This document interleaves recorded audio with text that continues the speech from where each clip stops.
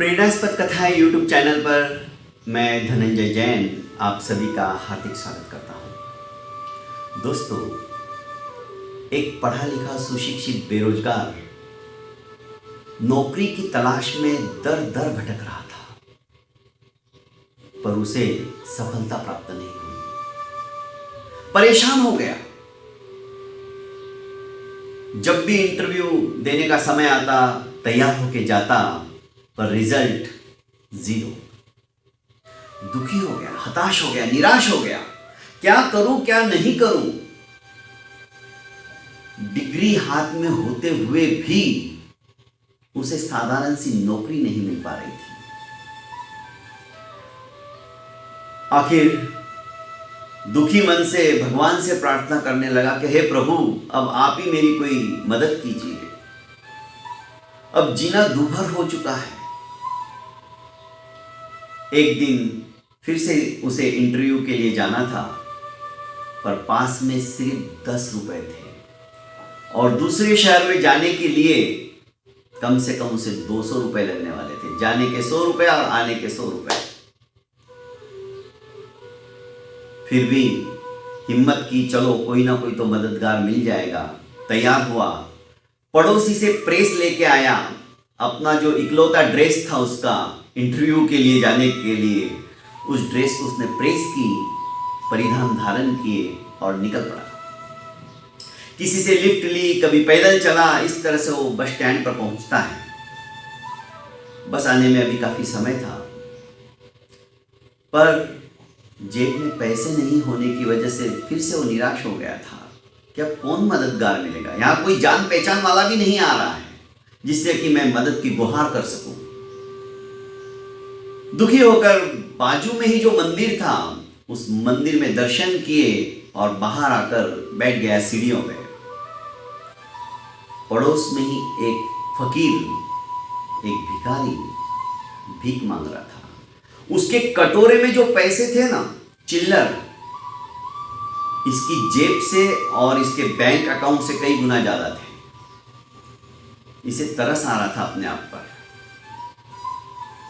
फकीर ने भी उसकी तरफ देखा और पूछा कि भाई, लगता है तुम्हें आज ज्यादा जरूरत है मुझसे भी, क्या मैं तुम्हारी मदद करूं?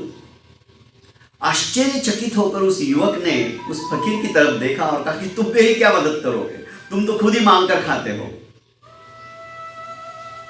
फकीर तनिक मुस्कुराया और कहा कि आज शायद तुम्हें बहुत ज्यादा जरूरत है, इसलिए तुम इस तरह से बात कर रहे हो। कोई बात नहीं। उसने जितना पैसा अपने पास था, 200-250 रुपया, सबका सब उसे दे दिया। युवक ने कहा, पर आप क्या करोगे? आप तो यही सब कुछ इकट्ठा करके खाते हो। आपका उदर पोषण तो इसी भीख मांगने से होता है। आज मैं ही सब कुछ ले जाऊंगा तो आप तो भूखे मर जाओगे। उसने कहा, तुम मेरी चिंता मत करो, मुझे और कुछ नहीं चाहिए, सिर्फ 2 जून रोटी मिल गई या एक समय भी खाना मिल गया तो बहुत है। और ऊपर वाला मेहरबान है, मुझे पैसों की जरूरत नहीं है। जितना मेरे को लगता है पेट के लिए, मैं उतना खर्च कर देता हूं और पूरा पैसा दान पेटी में डाल देता हूं। ऐसे भी फकीर होते हैं।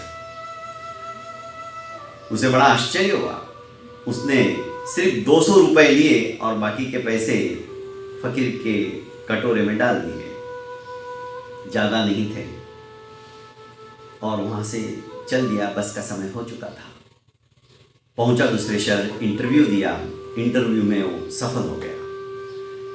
सायंकाल जब वापस वो अपने शहर में पहुंचा तो बाहर बहुत भीड़ थी। मंदिर के बाहर देखा, पूछा क्या हुआ, तो फकीर मर चुका था। पूछा कि सवेरे तो बहुत अच्छे थे, आज अचानक ऐसे कैसे हो गया? कि भाई, ये फकीर हमेशा जो दान पात्र के अंदर डाल देता था, आज उसके पास पैसे थोड़े ही बचे थे।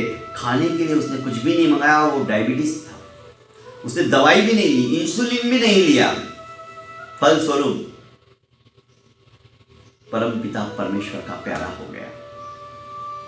दोस्तों, कहने का आशय है, फकीर जिसके पास कुछ भी नहीं था, भीख मांगकर अपना उदर पोषण करता था, पर दूसरों की सहायता करना, दूसरों को हेल्प करना हमेशा करता था। सिर्फ इसीलिए, इसके लिए ही नहीं, उसने कईयों की जिंदगी को संवारा था। आज इसकी जरूरत थी। इसके आंखों में विवशता और हताशता वो पड़ चुका था।